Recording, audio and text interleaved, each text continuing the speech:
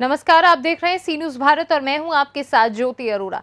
Samajwadi party के वरिष्ठ नेता आजम खान 27 माह बाद सुप्रीम कोर्ट से मिली बेल के सहारे जेल से बाहर आ चुके हैं। इसी बीच रामपुर में लोकसभा उपचुनाव हो रहा है तो आजम खान चुनावी प्रचार में धीरे धीरे अपने पुराने रंग में आते नजर आ रहे हैं। आजम खान अपने विवादित बयान को लेकर जाने जाते हैं, लेकिन जेल से बाहर आने के बाद से ही आजम किसी भी विवादित मुद्दों पर बोलने से बचते नजर आ रहे हैं।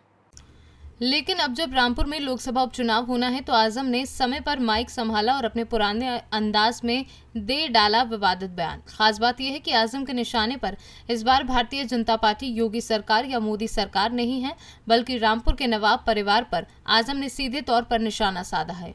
आजम के बयान पर पलटवार करते हुए नवाब काजिम अली ने कहा कि 2.5 साल तक जब आजम जेल में रहा तो दिमाग समेत उसके सभी औजार पर जंग लग गया है, तो उस पर तेल लगाने का काम तो किन्नरों की आदत है। रामपुर में किन्नरों की संख्या कितनी है, आजम से बेहतर ये कोई नहीं जानता। जिसमें उन्होंने ये कहा है कि जो नवाब खानदान है, उनकी जो नस्लें हैं, उनकी नस्लों को इतना भी वोट नहीं मिला कि रामपुर में जितने हिजड़े होंगे। क्या कहना चाहेंगे? बिल्कुल, एक्चुअली मुझे लगता है वो सही। उन 2.5 साल जब आज़म जेल में रहा तो दिमाग समेत उसके तो हर औजार पे जंग लग गया, तो उस पे तेल लगाने का काम तो किन्नरों से ही आजकल करा रहा है। तो किन्नरों की कितनी गिनती है रामपुर में, उससे बेहतर कौन जानेगा। ये साफ सी बात है। और मैं समझता हूँ कि आज़म या उसकी बुढ़िया को ये नहीं मालूम कि उसके औलाद की असली डेट ऑफ बर्थ क्या है। अगर माँ बाप को ही नहीं मालूम कि औलाद की असली डेट ऑफ बर्थ क्या है तो यकीनन उसमें कोई ना कोई घोटाला तो होगा। और मैं समझता हूँ आज़म लाल बालों वाली चमगादड़ है, जिसकी आदत है चिपकना। जब अपने घर पहुँचे, उनकी बुढ़िया हार लिए हुए उनका इंतज़ार कर रही थी, उनको इग्नोर करके किसी और को चिपट गए। तो ये तो उनकी फितरत है। और ये ऐसी बात कहना, मैं नहीं समझता हूँ कि मुझे कोई इसमें शौक़ हुआ। ये तो इसकी आदत है, जहरीली ज़बान हमेशा शुरू से रही है।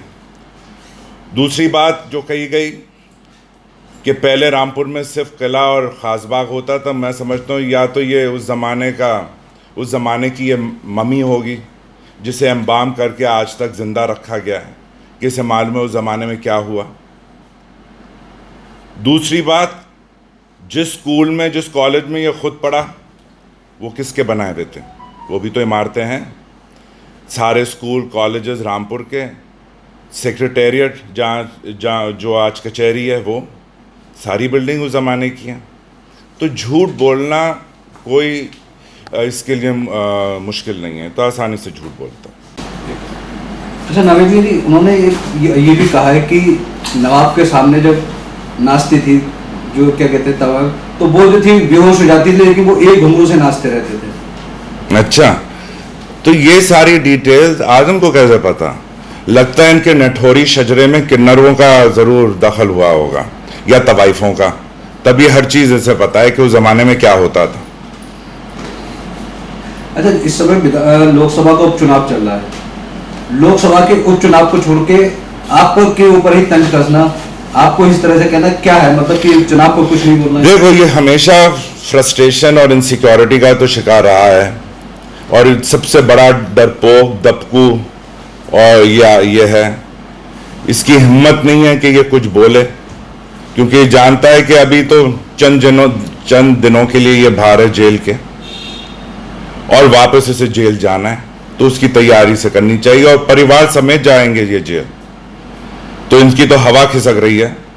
ये जब सरकार में नहीं होता है तो सबसे ज्यादा बुज़दिल और डरपोक दबको आदमी यही है। मियां क्या कहना, 3000 वोट आए हैं आपको? नहीं, वो आए, मैं डिनाई नहीं कर रहा हूं, बिल्कुल आए। तो ये तो दुनिया को पता है, ये उसमें जनता को अब बता रहे हैं।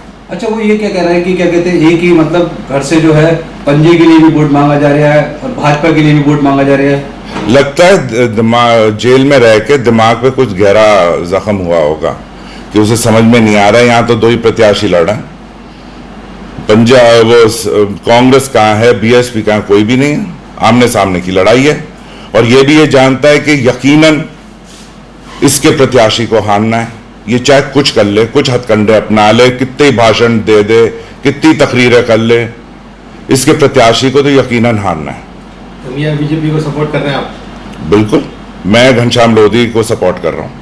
रामपुर से सी न्यूज़ संवाददाता साजिद खान की रिपोर्ट। फिलहाल इस खास खबर में बस इतना ही। देश दुनिया की बाकी खबरों के लिए आप देखते रहिए सी न्यूज़ भारत।